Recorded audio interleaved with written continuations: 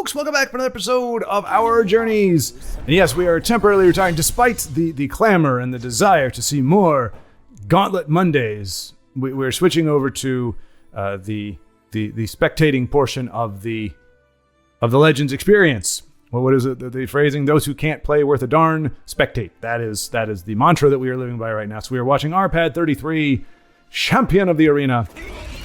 Currently, legendary 32. So Arpad has made it an incredible climb. We're on day 7 of the ladder, and he is already in the top 50 in the entire world.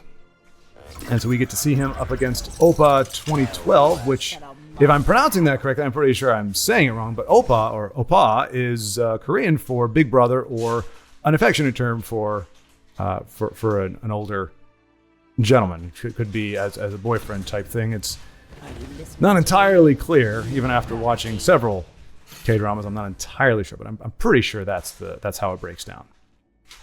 But whether Oppa 2012 is referring to that, or it's just maybe it's just OPA or Oppa, I don't know. But how about we actually focus on the cars instead of going off on tangents about people's names? So right now, Arpad is on the defensive against an Animule Scout, which brings to mind Brave Cariad's various animal constructions. And we'll see if Arpad, who's running, obviously we can see it's a singleton, and that Snek is a big deal. Morokai is going to be a big one, and I think that's going to be the play here. Might be able to play something else, like outflank, maybe? What does that do? I'm not familiar with that. It's been a while. Give a friendly creature in each lane. Oh, nice. Okay. Yeah, he could do that. And give Thorana guard if he wanted to. If he wanted to ring that out. But he chose not to, so. Perhaps he has... Yes, he turns 6. If he rings out... he can do Necromancer and then outflank. I don't see a ideal 7 cost other than that. So I thought maybe he was saving it, but he's going to take it's 14 here. So he's Oppa is only 2 points off of lethal, and with a few chargers in the animal ranks, this very well could be the final turn. Harpy, not bad. Prophecies are always welcome. She's not. She's probably the best one. That's one less trade that Arpad has to make. Can he do I'm trying to think if there's a way he can multiply. The goat actually triggers. You know how many times I've seen animal decks, myself included, where it's like somehow there's one caveat, one card in there. Oh no, down to 1. So like I said, a lot of reach with those little critters. And yeah, I think that's just going to be it. He does have Snake Tooth that he can put on Morokai, so maybe that's a thing. So that's 2. Then he has 4 magic to work with. He can pretty much clear out that lane. He's got 7-10 on the other side. That's too much. He can't heal for that much. And he can't do that and Necromancer. He's definitely he's going through his options now. I just don't think he's really got anything. There's just too many animals too fast.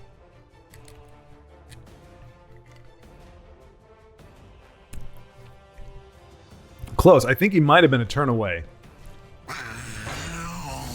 Maybe a turn away from being able to stabilize here, but he can play Cat's Paw and outflank,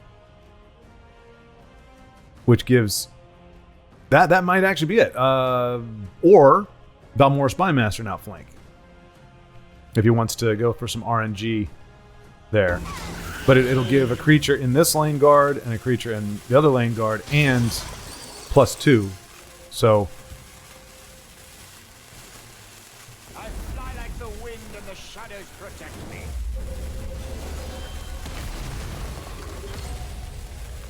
okay. And he can still outflank.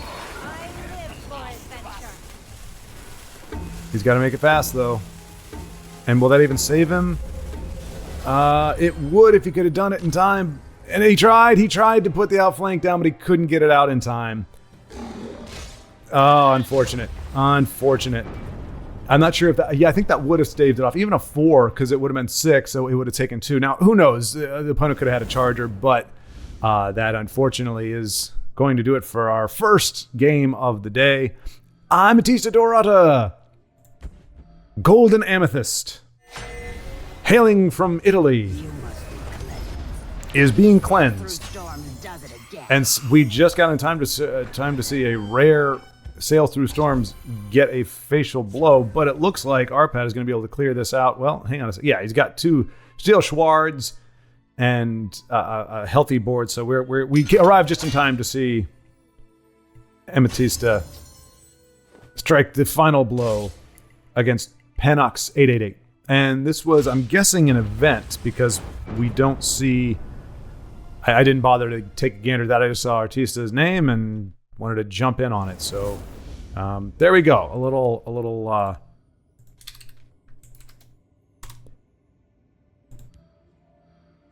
it's a body bag. Hey, there we go. Which I got clarification, closure from all the way back to, I believe, the episode called "Save the Drama for Your Quama." I mistook. Well, you know what? Maybe no, because he said I could spect it. So I've been given permission. Now that said, he is always anybody, no matter what. You're having a bad day. You're just not feeling it. You don't want to be watched. Hey, soldiers, toxic deck warning. Fair enough.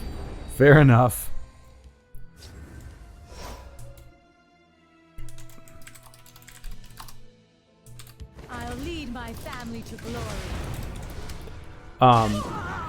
We certainly will always respect the boot. If I get the boot, unless somebody says, "Oh, hey, I hit this by accident" or whatever. Just forget about it. If it's like we're cool to spectate, but you're just not feeling it, you give us a boot and take it in stride, and I'll just say, "Hey, we'll come back maybe a little bit later, or the next day, or the next time, or something." So that's always an option. It's never a final thing. I just don't want to assume alter conscription Ebonheart.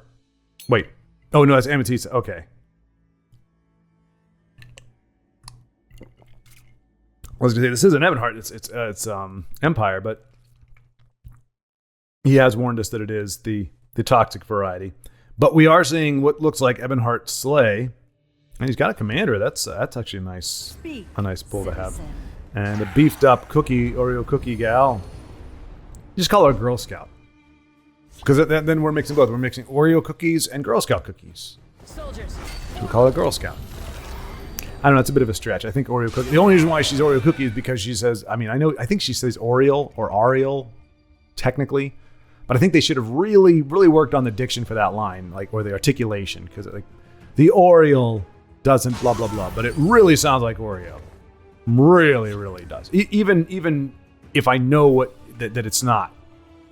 I can't get it out of my head. Usually, once you hear the right word, you're like, oh, okay, I hear it now. There are so many song lyrics that growing up I thought were one thing, and then I was like, oh, I didn't hear it correctly, and then I hear it correctly. I'm like, oh, okay. And so every time I hear it now, I can hear the right thing. I can put myself back in that mind space where I mishear the lyric, but it's very hard to do once you know the real thing. But that's a line where I don't care how many times I hear or see the right word, she's still saying Oreo.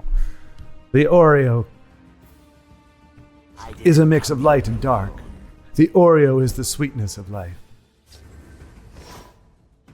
What have we here?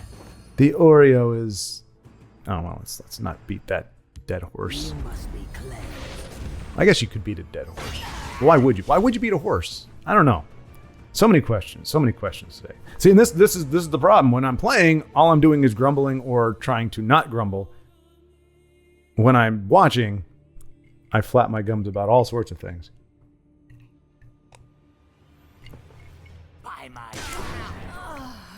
But really hoping to see Body Bag close this out. But the good news is, unlike a lot of times that we see our friends playing, which oftentimes we're running mid-range decks of various types,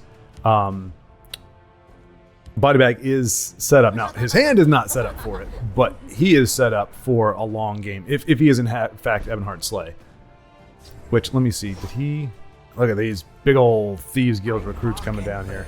This is interesting. 4/4 Necromancer, not a bad thing. So he's starting to poke. Now we know we're in New Era territory, And you can't run unless you're a brave carry-out. You don't run Empire without New Era. So we could see that as soon as that's a problem. As soon as you start building a board like this, yoink, all of it goes away. Hopefully, that is not what we're going to see here, because he is looking pretty good. I mean, Giggles with some curses, obviously he's going to heal for 2 at least this turn, I would imagine. Yep, exactly. Yep, I was just saying, body bag. I was just saying.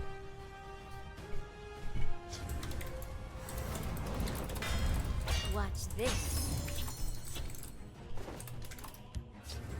I'll scout ahead.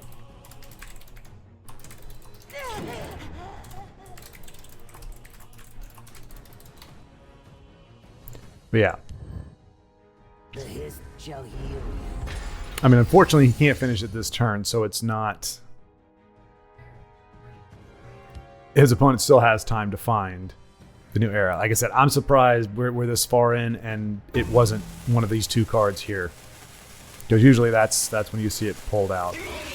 But it also, as I said, he's not in dire straits at the moment. And Body Bag doesn't have a bad hand, but you take out the completed contract, Quicksilver Crossbow. I mean, Quicksilver is good for 1 point of damage, but he doesn't really have any big bodies. Let's see. He can do 7, 10, 12. That was if he Venom Tongue and Quicksilver Crossbow, but I think he's wisely holding on to that combination. Yep, exactly. He's going to hold on to that for a bigger thing. Well, it can't hold it for Allied Guardians. We know because they're immune to lethal, but he can hold it for any number of things. Red Gear will take care of those, though. And Guardians are not as obnoxious in Empire as they are in Telvanni because there's no Debath Experiment. Or Dark Rebirth. Anything that can capitalize on one of them being left behind. But still, very, very pleased to see no New Era here. I know Brave got hit with, I think, 3 of them. Or got hit with 1 of them in every game, or 3 of them in every game. It was a mess.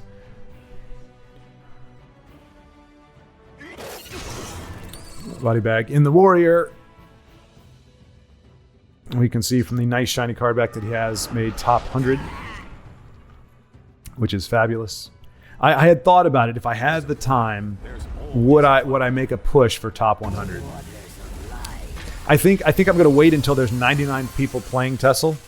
Which, God forbid that ever happens, but if that day does come, the upside will be that just by participating, I will be able to get the top 10 card or top 100 card back. But then it's pretty much meaningless. If you can get it with just participating, it doesn't really mean a lot. But there we go. And I'll tell you right now, if Vezele cannot find his New Era, this is gonna be fabulous. But yeah, that I don't know how Body Bag got that Predator Commander. I mean, I guess I could ask him, but I especially like when we're spectating, I try not to engage on mind. I'll respond back, but I'm not gonna poke at somebody who is trying to focus on their gameplay. It is more important for them to be unobscured in their thought process than it is for me to get the skinny on how they got what cards. But hey, there we go. There we go. Nicely done. See, good luck charm. That's my middle name.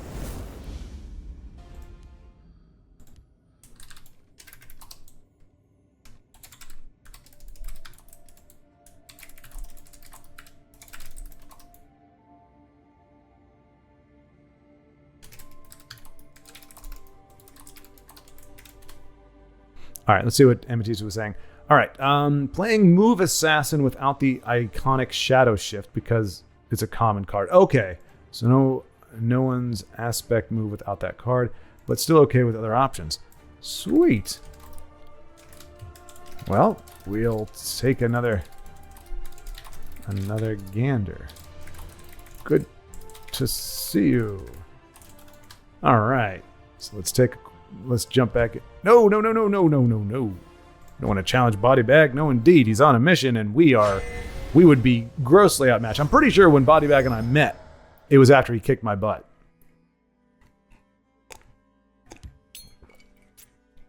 Are you- body bag, putting a nice spin on it. You know, as I said, Shord, good luck, Ard, they call me. No, you just jinx the other guy first. Empire control player in the history of TESL must have new air in hand. The jinx lives on. It is true, though. It is true. It's almost as if it is new era is summoned at will by Empire players. The only possible silver lining is if it ends up being. I mean, Amethyst has got his hands full against Poopstone and Corsair. Yeah, and what's her name? If he can't get rid of now, he can actually. He has Blackhand Messenger because he needs to get her off the board because she's what keeps spitting out these 3/2s and all Ramrodian Agent of the Throne needs is Divine Fervor, and he's got the hat trick of supports. But then again, this is an event, and I didn't really get because what did he? Amethyst said something about it being a common, so maybe commons are not allowed. But that's an epic. Let's see what he said. It's a comic. Oh, was this the Pauper Gauntlet or something? I don't know. We'll take a look at the rules so that I'm a little bit more informed when I speak about things. But really, I haven't let the heart hurt me before. There you go. Yeah. Okay. Hey, I guessed right. Really, she goes bonkers. And as a 3/2, she's really not all that, hard to kill. But somehow she manages to stick for multiple turns. Probably because she is a 3/2, and usually there's a bigger threat on the board. You're like, all right, well, we got to hope that my opponent can't spit out more stuff because I got to take out this bigger threat, and she's going to have to stick for a turn, and then she goes crazy, and you have a board full of 3/2s or 4/2s.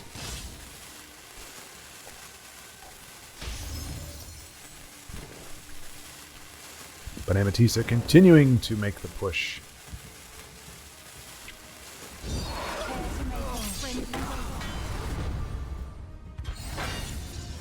Nice shimmy shake there for the Gnarl Root Bender. Good synergy there. I like it. I think Assassin might be one of the most surprising decks. Like the amount of time, like when I saw Aros playing Nyx Ox Assassin, I was like, holy cow! Like it may be. I'm not gonna say because I'm just throwing this. It's off the cuff. I've not thought about this a great deal, but I think it has the most. Whoa. Not cool scroll man guy thing. What was it? What is this? Created by Falling. Okay, the guy actually played a Falling Wizard. That is crazy. And that's just not cool. Was that random? Was that a random effect? Yeah, okay, it could have been any one of three things. Razzle-ma-dazzle-ma-dazzle is a great pickup there. You'd want to kill that drain, but you also want to keep him alive for the cards. What is he going to do? This is a rock and a hard place.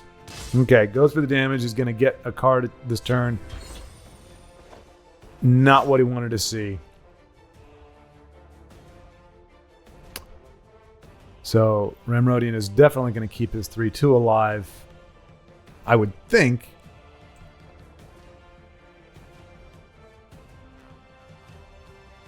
And that experimental scroll could have been the RNG that is going to hand Ramrodian. Yeah, exactly. Yep, nope. Saying the same thing. Oh my gosh. And that's, aside from getting charged, that's the absolute worst. Yeah, nope.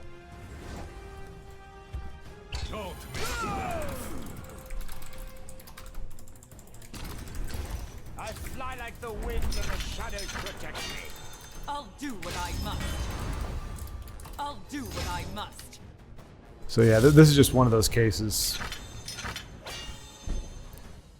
And just like that, I mean, yeah, that was brutal. So we might see a concede efficiency here. I mean, it's not crazy efficiency, but hey, there's a lot of because I don't know, like I never played live CCG games. I brought this up before, but I imagine the etiquette is somewhat similar. And so I don't know if it's considered poor form to, to concede a game early. And so maybe some player like Magic people who played Magic the Gathering and everything that are used to in-person rules, that they apply those as well. Some people, hey, I'm just going to finish the game out. Because it's 7, 10, 11. Exact lethal on the board. But there's also the chance. I mean, I think there was one game that I actually pushed through. I was like, all right, we'll just keep playing but I'm pretty sure we're done here. And we ended up winning. So bizarre things can happen. But when you don't have RNG generators like Poopstone or an experimental scroll, you have what you have. And I am sworn to protect you. right. So kind of, I mean, Victory is yours. yeah, there you go. I was it was clear. It was becoming apparent that Remorin did not have an intention. Either it was not going to finish it that turn or was going to do it after he exhausted his hand, which is, again, I will contend is just not a great way to play the game. But man, we got a lot of folks playing here. Ed Morn is online. I thought he was playing, but Carbon 77. We got he's in a casual match. Oh, casual. What a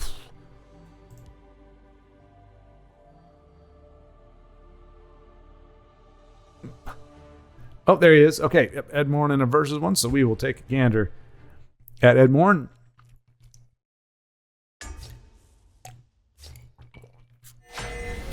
Ed Morn with the humble title of the Forager up against Sawick 1313. You know, when the game decided for you, there's nothing you can do. Exactly, Amethyst. That's and I mean, at least I hate to say it because it never feels good to lose, but when I have always found, and I've said this before, I say that a lot. I say that a lot. Anyway, it's harder to take a loss when you misplay, or if you kind of punt it, if you get nervous at the end, or again misplay. Those are harder losses to take than when it's just clear you didn't have a snowball's chance in hell. So as much as it sucks to have the game kind of taken out of your hands by overt RNG, at the same time you go, okay, I didn't misplay, I didn't do anything wrong. The game just, as Amethyst said, the game decided for me, who was gonna win. So it's a little bit easier. It sucks, but it's easier to live with that loss because it was out of your hands. Whereas if you snatched defeat out of the jaws of victory, that's harder cheese to swallow, as I'm guessing a mouse would say. Although I don't even know if mice actually are fond of cheese. It seems to be a thing. But we grew up, they fight like cats and dogs. How many memes have you seen? How many, not memes, because those are just, they can be manipulated, but how many like videos have you seen where cats and dogs are getting along just fine? It's like Tom and Jerry did us wrong. Well, eventually Tom and Jerry became, did they ever name the dog? They started doing episodes where it was Tom, Jerry, and then the dog, and a lot of times Jerry would use the dog to get to Tom. Tom is the cat, right? It makes sense, Tomcat. I don't know that I ever actually sorted that out. One of many life's mysteries. Anyway, I mean, anybody who's 10 years younger than me probably has no clue who Tom and Jerry is, other than like an ancillary familiarity. But it was a typical cat and mouse, where the mouse usually got the better of the cat. I was like, Jerry didn't need the dog. Jerry won most of the arguments anyway. But like anyway, that dynamic makes you think cats go after mice and dogs go after cats. And while I'm sure that's true, I think we've seen enough exceptions that perhaps that's not always the case. And unfortunately, Sawick had made the correct choice, or made the Scaleless coward. I don't know. Honestly, I was talking so much I didn't actually see if there was another viable option, or if that was the only possible way. But Edmore in the Stay Puft Marshmallow. I'm sorry, Stay Puft Atronach. Conjuration Tutor. The Conjuration Mage. Nice. Good to see him played. It is. I mean, he's not always played just because he is a like as a 3/3. Wow, look at that right off the jump. And that is huge. That's 2 Lava Atronachs. That is some wow. Edmorn, you have the favor of the RNG-ness. And Sawek is shaking his head, or if he's me, he is looking up how to uninstall Legends. Okay, well, that's a pretty decisive counterpunch. But Edmorn got his value out of it, and that really it's helped turn the tide. It's not definitive, because he is still down 19 to 25. But I mean, with one punch from the mighty Lava Atronach, he is going to rectify that situation and hopefully be spared a Prophecy Mummify.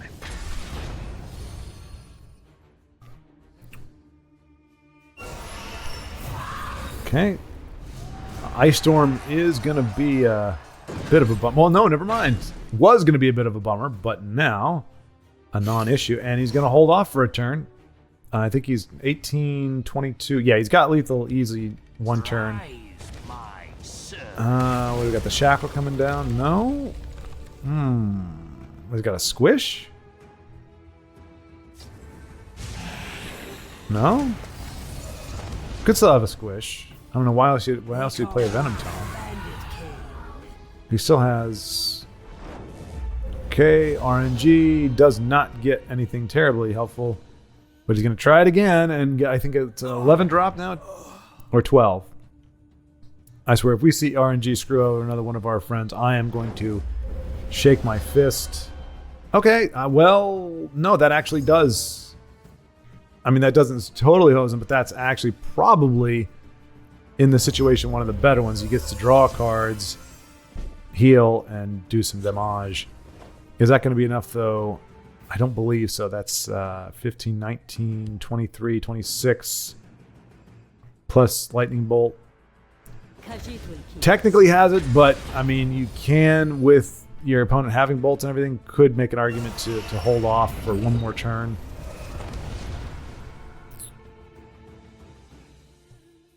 My impatience would just go for it, but yeah, he's just going to hold off, make that trade, and try to clear it off next turn.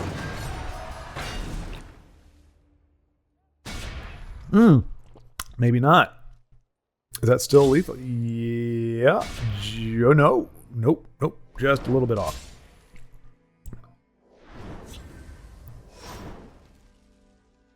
I'm just going to play with my little ball of yarn here. Boopity-boo. And Altar of Despair, erected at this point, out of despair, I'm sure.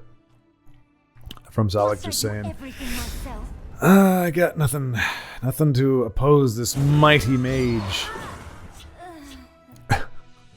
And the despair gets even deeper as it summons a sweet roll. This was not Sawek's game.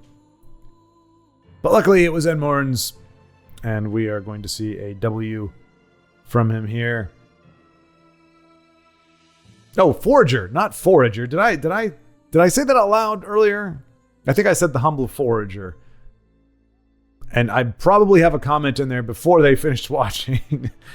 Forager, not humble. Illegal, but not humble. Big difference, folks, big difference. Forager gathers berries and twigs and all sorts of forageable items. Foragers make duplicates.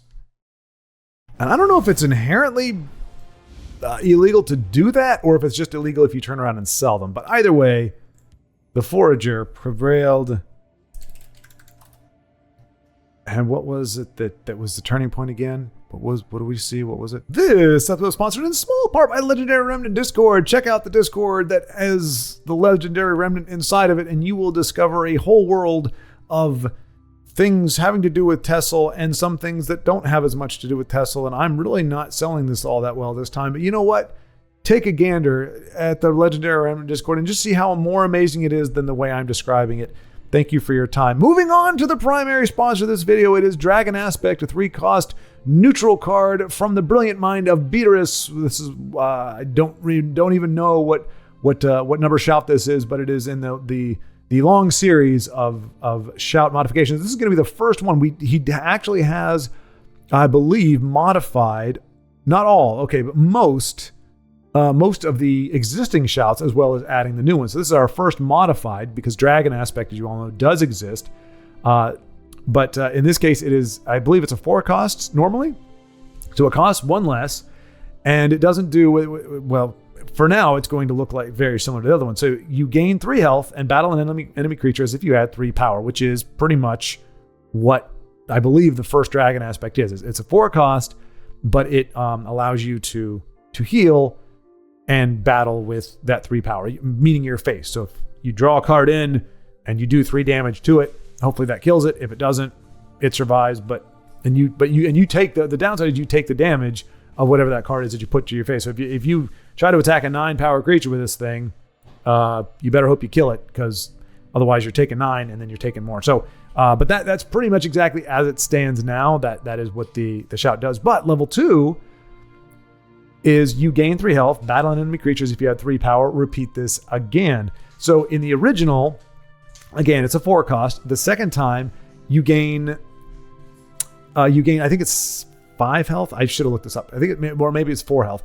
You gain a certain amount of health, but it's an increase in the amount of health you gain, and you battle an enemy creatures if you had 4 or 5 power. I can't remember which one it is. So you do more damage and you heal for more. And those are always synced up. So however much you heal for, that's how much more damage you can do. So in theory, you're able to take on some bigger creatures. Cost stays the same. In here, it's more, it's spreading that ability out more. Instead of being able to do more damage, you're doing the same amount of damage, healing the same amount, but you're also doing it more than once. In this case, twice, which is more than once. So yeah, it's distributing that. Instead of doing 4 power to 1 creature, you're doing 3 power to 2, and you're healing for 6 total. So yeah, so it's a little bit more of a kind of like in the vein of like an ice storm or a different type of drain vitality. It's again trying to address a wider board instead of a singular target. And the third version, as you may see where this is going, it's the 3 health, battle creatures if you had 3 power, but then you repeat this 3 times. So I'm trying to think of an equivalent. So it's not a full lane clear, and it's not anywhere near like a drained vitality type thing. I'm not really sure about cost. Maybe it would have been okay to stay at a 4. Maybe not though. I mean, you could make an argument. I don't know though. You're essentially gaining 9 health, battling 3 different creatures. Well, no, it doesn't say, it says battle an enemy creature. It doesn't say that you have to battle 3 different ones. So you could essentially, this could give you 9 health and you attack an 8 cost creature, an 8 health creature, and you would of course prevail ultimately. So it gives you a little bit more flexibility in how you want to allocate your points. You aren't having to spend as much to do it.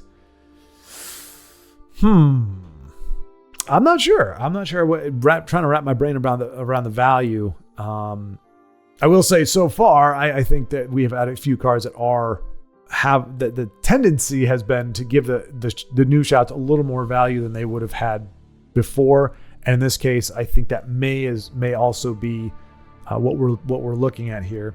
But you can let me know what you think. If you have an opinion on that, do you think that it is properly valued? I mean, I think a 3 cost to do 3 damage, gain 3 health. I mean, it's essentially a 3 cost, 3 damage firebolt. In a way, I mean, the dynamic is a little bit different, but it's still that kind of removal. So that's almost on par with, like, that's kind of breaking even. So I do think it may need to still be a 4 cost, because once you get to the second level, you're doing 6 damage to pretty much anything and healing for 6. So essentially it's a free 6 removal, 6 cost removal. Again, you got to worry about pilfer and things like that, but aside from that, the dynamic is there. And then yeah, at the third shout level, you're doing the 9 deal, and you can be spread across because it's happening in 3 different instances. I don't know. I do like the fact that it's it's a different take on an existing shout, but perhaps it is a little too versatile at this point, especially for neutral. Neutrals are supposed to be not quite as good as the other attributes. They're supposed to be a little less value, a little less cost efficiency, a little less efficacy for what you get out of them. So maybe reducing the cost of it and changing it up to make it more versatile is a little too much for a humble neutral shout. But you all can let me know what you think. But in any case, beaters, thank you again for another fantabulous shout. And now let us get you back to the games. Come on, help me out here. Oh, stop it. Stop looking at the screen like I'm asking you to do something ridiculous. What was that? It was an RNG thing, right? I can't remember. We'll just say GG. Nicely done. I cannot remember. There was a point where he said, aha, it favors our friends, but yeah.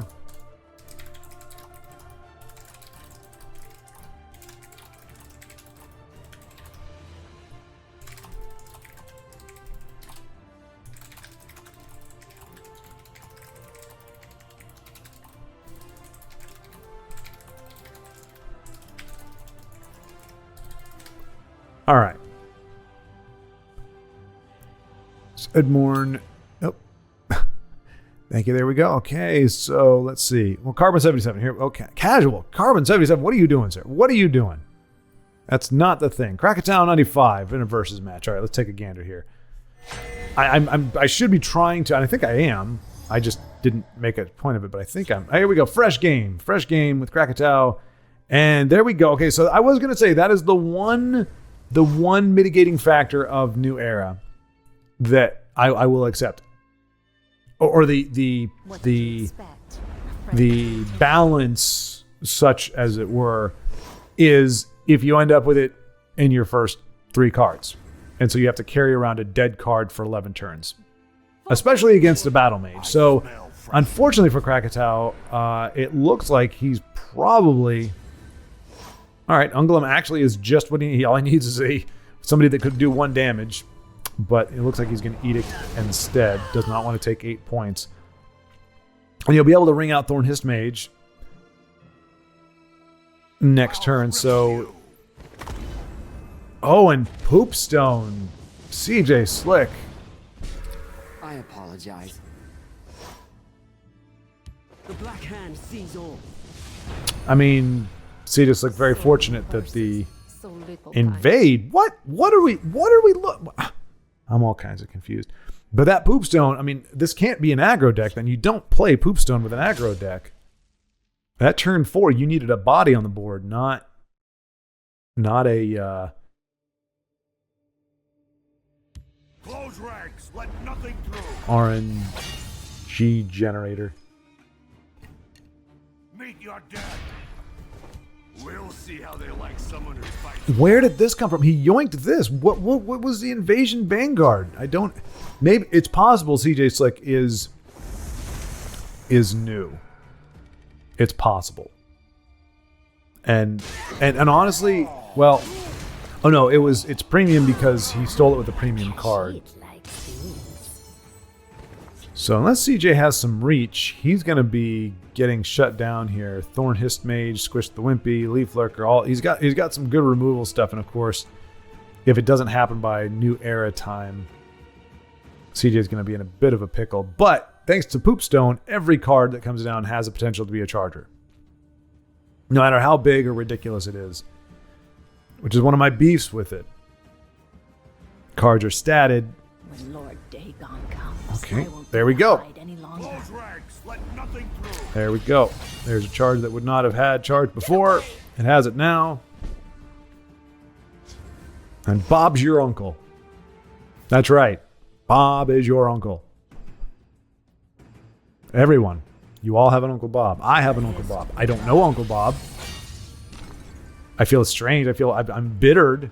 I'm embittered because me and Uncle Bob never got to spend any time together. And he pretends that I don't exist.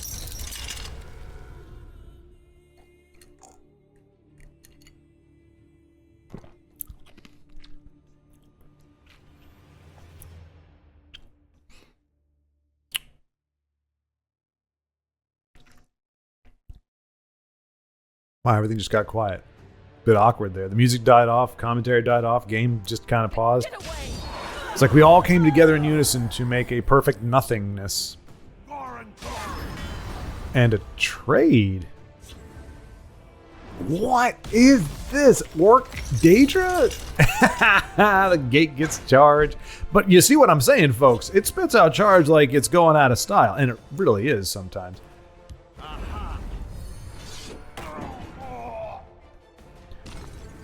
The only good thing going for CJ Slick in that regard is, and anybody who plays Invade, the one thing they have going for them is any card that gets stolen from them, more than likely, isn't something their opponent's going to be able to use, because it's going to be a one-off or two-off Invade.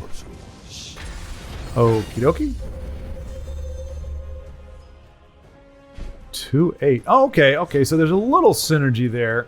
Well, no, there's no synergy because he didn't have that in his deck to begin with. And there goes the Javelin. We're getting closer and closer to New Era and CJ. But CJ hasn't really built much of a board either, so it's not really an issue. But Parthenax, Euraxia, she might steal Poopstone next turn. Unless CJ can put down a bigger body. But is that, I'm trying to remember what her limitations are. No, enemy creature support. There is no limit on it. The only downside is if she dies without being silenced, the card goes back to your opponent, or the support goes back.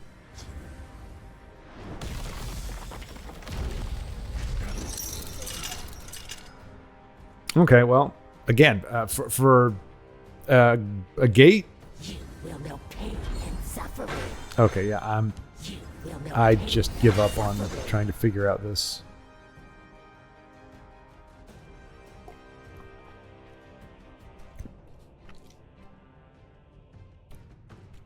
I mean, invasion can be ridiculous no matter what way it's shoehorned in, but in this particular case, I think it is has not been very helpful. And so, because you're actually going to takes the gate instead. I didn't realize she had that big of a body either. 6/6 is not bad. I mean, she was 11 cost, right? 9 cost? Interesting.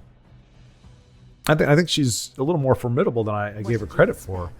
She can essentially Mirac, but more than Mirac. She can Mirac. She can take support. She can take anything, and she's got a big enough body that. I mean, I guess it's a decent downside that if you can remove her immediately, that you get your card back, but that's a pretty significant upside as well. Because Marac's only a 5/5 and he costs more. It was 11 costs, I believe.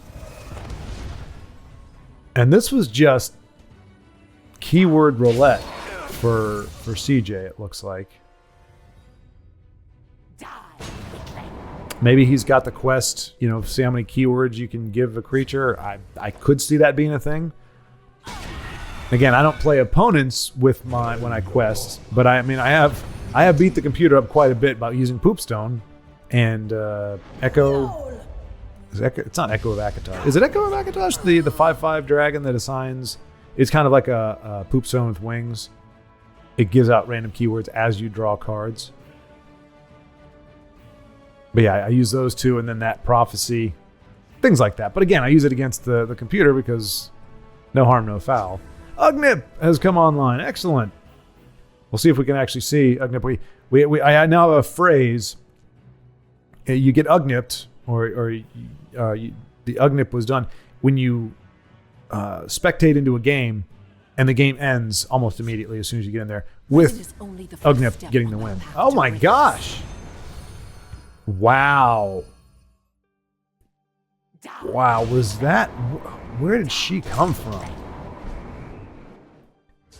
I don't... Was that from... It wasn't... Was it Moment of Clarity? So what did Moment of... We don't know. Moment of Clarity, yeah. Okay, Moment of Clarity is... And there's that New Era. This is interesting. And so now Krakatoa has 2 copies of, what's her name? And yeah, pretty much everything that was on the board at the time. Saving a Shadow Fen for another opportunity, and we may just see Krakatoa just chilling out until CJ gives it up. I mean, he's got enough. He's made enough damage that you wouldn't want to necessarily back out of the game. So until I think Krakatoa, once he drops down a drain, that'll be the game. But until then,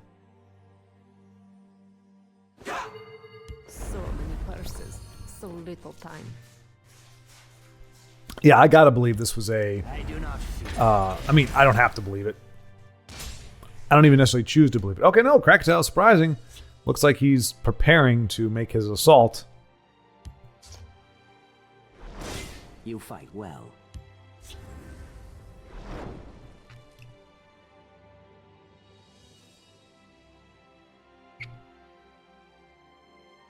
So CJ has some cards. I think we'll see Parthenax probably come down next turn. That's not a big brain play on my part, or call on my part. That's just looking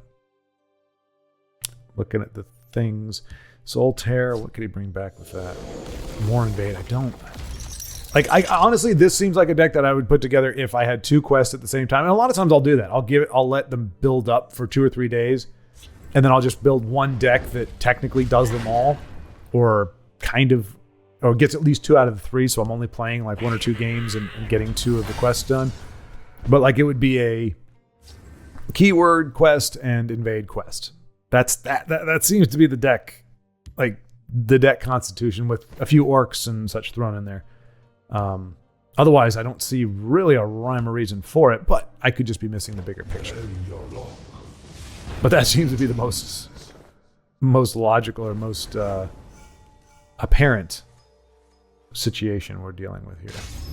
And there's that drain. So CJ. Oh wait, not even paying attention. Apparently he's got 3 cards with drain. How did that happen? Oh, he just got them with the. So yeah, Wisdom and Ancients. RNG giveth, RNG taketh away. If your RNG generator gets taketh away, then it can giveth your opponent the things. And in this particular case, giving your opponent who is low on health 1 big-bodied and 2 moderate-bodied creatures drain is.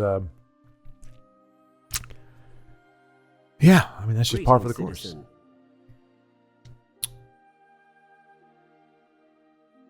But I will say this also. If you are questing, at this point you're not salty really because you built a kind of a janky deck just to get stuff, get those quests done. And so at this point you just concede that, okay, we're done. Like, I'm not going to really be able to do too much more of invading or keyword giving. So might as well just pack it in. So maybe this was a legitimate attempt with a winning deck. I don't know. I mean, CJ has made it to the lady. I believe that's what she's called at this point. I mean, she definitely looks like a lady. I don't know. Because there's another one that looks like a lady, but she's called something else. The Sage? Not the Sage. Is it the Sage? I don't know. Anyway. Okay. Mistakes were made. That was when David and Goliath goes wrong. Little imp is like, okay, I'm going to take you on, Parthenax. I've got the power now. Oh, crap, I didn't have enough power. Oh, jeez. Okay, well, I made you red. I injured you a little bit, Parthenax. I jumped into your mouth. I gave you indigestion. Take them apples.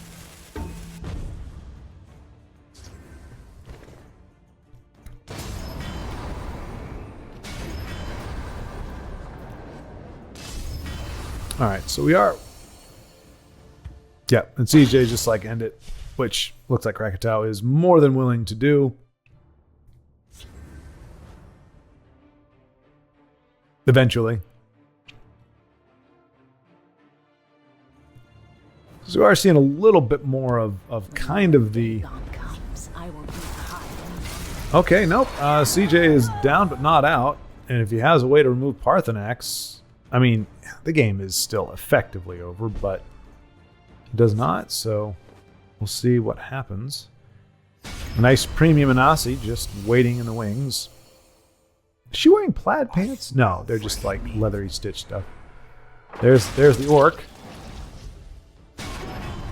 And Krakatoa wanting to resurrect. Just kidding. Or he wants to resurrect, but doesn't want to play him this turn. Probably couldn't have. No, he could. He had enough magic for it. Oh no, he's gonna go with. And there we go. CJ is calling it game. So Krakatoa 95 takes a relatively traditional Empire win. And let's see. Doop-a-doop-a-doo. You know what? I'm feeling generous. We're going to bequeath another win to Body Bag. Yep, here we go. Look at that. Okay, I'm not going to say anything because that is definitely asking for trouble. But this guy's going to get nice and big. Well. Ooh. Very cool. And he will survive. Well, okay, I was going to say he wouldn't survive that trade because this little Fetcher Fly would. So it's interesting. Imperial Guest was running the big golem guy. So I'm not sure. And Volendrung, my goodness gracious. The Widow guy's got just big enough. Wow. Didn't see that coming, hey? Did not. So will we see Tazcat? I don't know. If you'll ring him out or not. Nope. Well, maybe, actually. But if he rings him out, he can't play Manticore next turn. So we might just see Ebonheart and Golden Initiate come down.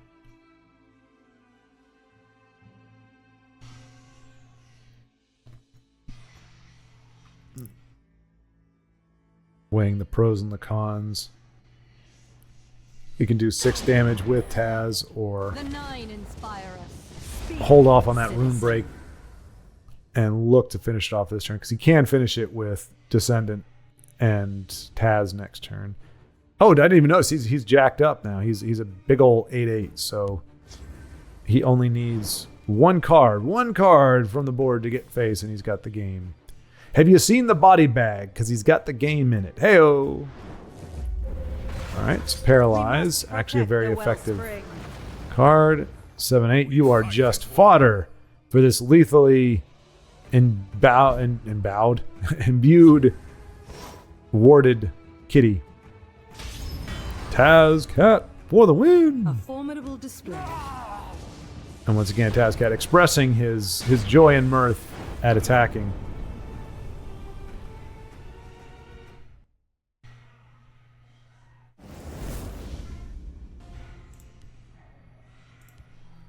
Damn. That's right. The polysyllabic damn. Damn would just be, yeah. So I was correct. It's usually only one syllable, but we got the damn going. All right. Amethysta Dorada, let us see what the assassin can do when the game does not ally itself against you. Brand new spanking game. Just opened it up. Fresh out of the box. Fresh game. I do like the smell of fresh game in the morning. Or the afternoon. We are way in the afternoon. Okay. This is probably going to be the last game of the day.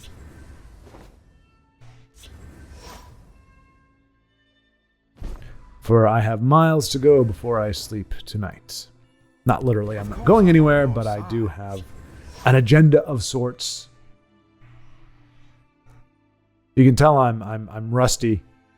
I started getting some freelance work in, and it's such a weird thing to have a thing to do, like that I have to do. Usually it's like, a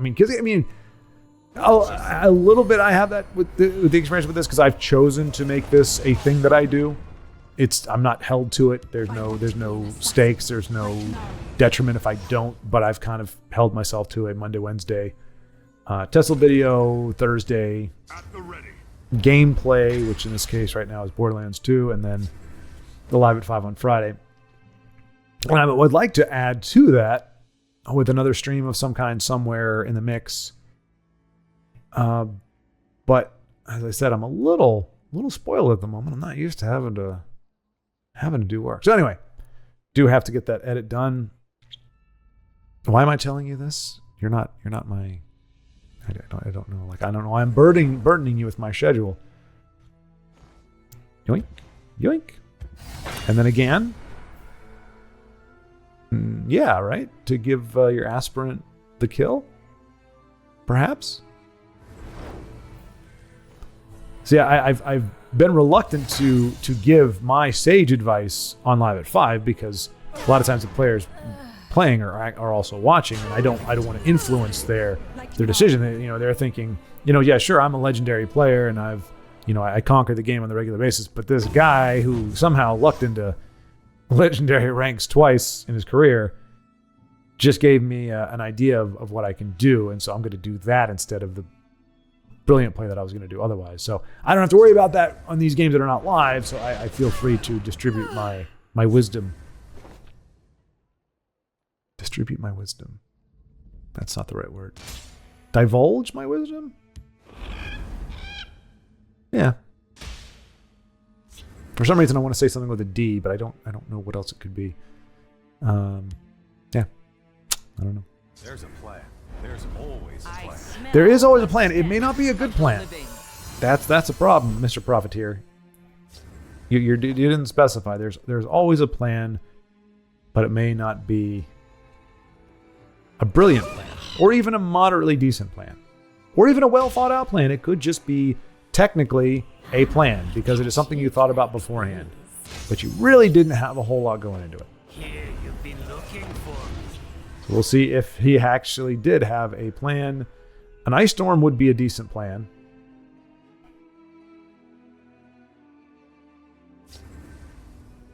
That is pretty much an ice storm.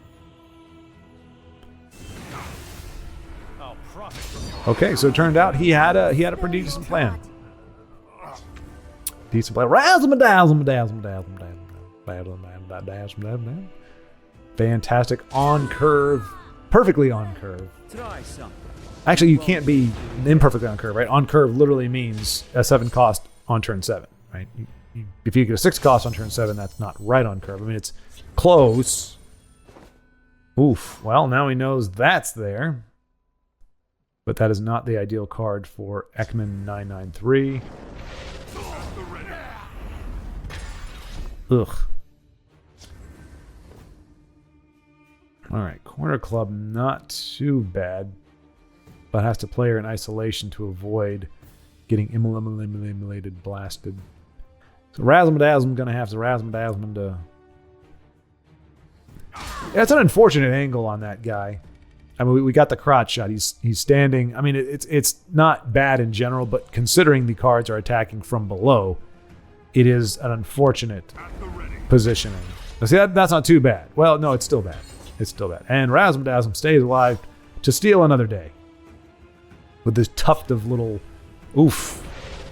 And that's going to allow Ekman to heal. So it was a gutsy play. It was a bit of a risk, and unfortunately for Amethysta, it did not pay off. So we might see Corner Club chucking the Morag Tong. She's not going to be at this point in the game as efficacious.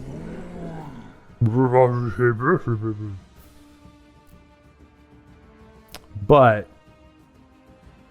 you don't want to play her now because you'd have to play her in the shadow lane, and that runs the risk of her getting blasted.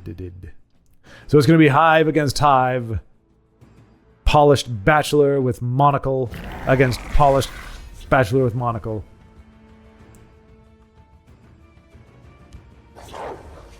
Ooh dear, that's no bueno. That is no bueno. So probably want to ward up the 5/4. Doesn't trigger the effect because it's not an action, but it does at least force Ekman to go face if he wants to get that drain. Doesn't break a rune, so not terribly helpful in that regard, but his fate could be worse.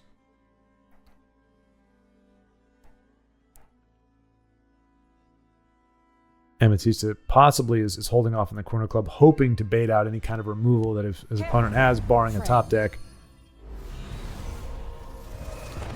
Because that is his last true hope of being able to get some decent card draw. Does not hit face. So we are seeing some patience on display.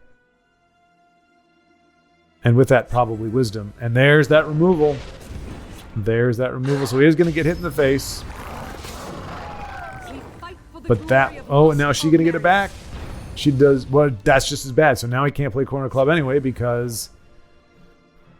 Because it's going to get negated.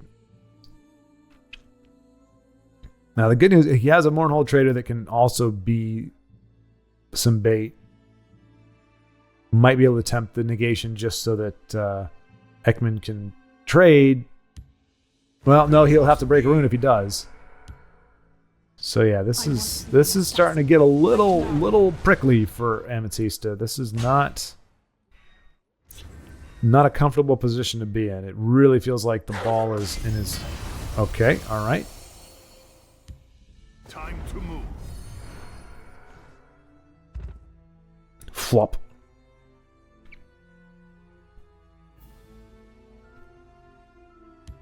And hopefully we could...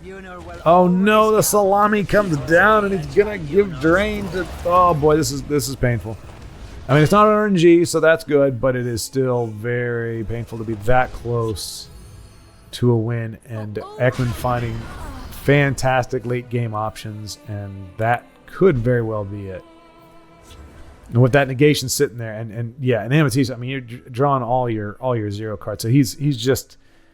We saw last time was felled by RNG. This time it's actually falling by RNG as well. It's just more subtle. It is, while your opponent is drawing excellent late game cards, you are drawing 0 cost nothings. And it is not a pleasant experience. But, I mean, the game's not over. His opponent doesn't have a whole lot. Aside from Immolating Blast, we know, I mean, 2 out of those 5, we know what they are. And while they are hindering Corner Club's efficacy, or just being played at all, because we know she'll just get negated. This might be an Immolating Blast turn. I will spill your blood. Deserves another. I mean, it wouldn't have been a great Immolating Blast, but I don't know that there's really going to be a good one. Yeah, that actually would have allowed his Mournhold to stay alive and possibly survive a trade. But as anybody knows, I mean, there's a reason I'm spectating is because I don't fancy myself the bestest of players. So my queries, my questioning is purely academic and interrogatory and not declarative. I'm not questioning it and making a statement in my question. Everyone does. I am truly curious.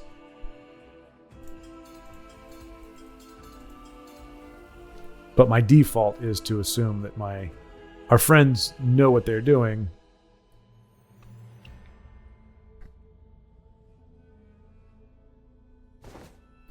All right, so Amethysta rightly recognizing that Ekman is looking to make a move to close the game out.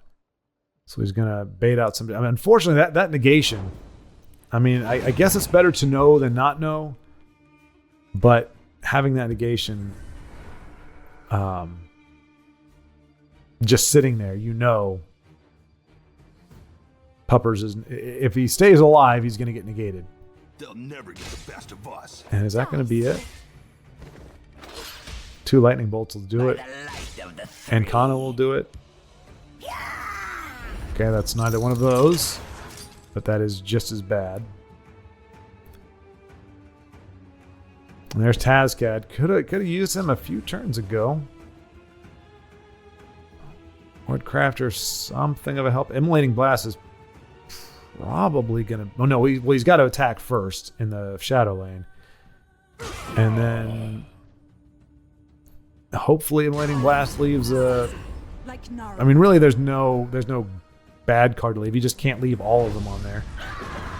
Okay, so that was the worst one. Out of all the cards that could have been left, that was the worst one. It was only 3 power card there. Everything else was tiny, so RNG once again failing Amethysta. And he's gonna go for it. He's gonna say, hey, look, he's probably throw out a dead drop. Yep. I mean, unfortunately, dead drop was a dead card for a lot of this. So either Ekman has the reach or... Yep, there we go. Okay, interesting. By the light I guess he doesn't care about the card draw as much as he cares about. Oh no, there he had 2 of them. Okay, did not pay attention. So as we saw, both. Yeah. Oof. He's got some really good late game cards. He just needs to survive. And he will. He'll be able to make those trades and Encano the crap out of the salami. Or Encano the Mohawk dude, coordinator. Or, now hear me out.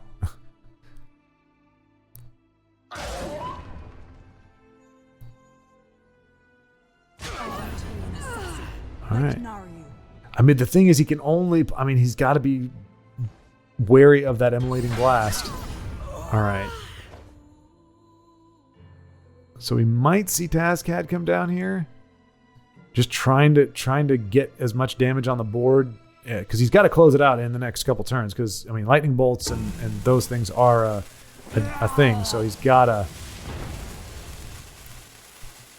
He's got to do. He only has to worry about 2 rune breaks. He's got 11 on board, plus Encano is 16.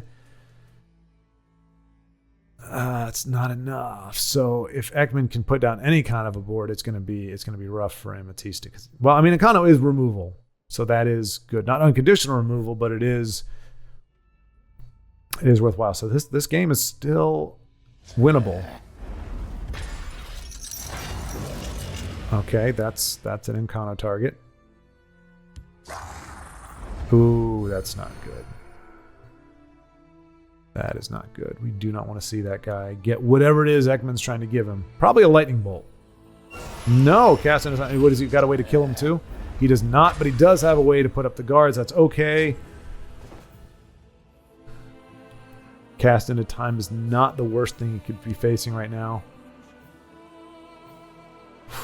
This is tense. I mean, this is a heck of a way to go out. Either which way, not terribly helpful. Try again, but always draw first. That was a great time to remember that little axiom. Is it an axiom, or is it just a thing to say? I don't know. All right, so he's going to move. Oh, I thought he was going to move Tazcat over, but he doesn't. I mean, that's even better actually.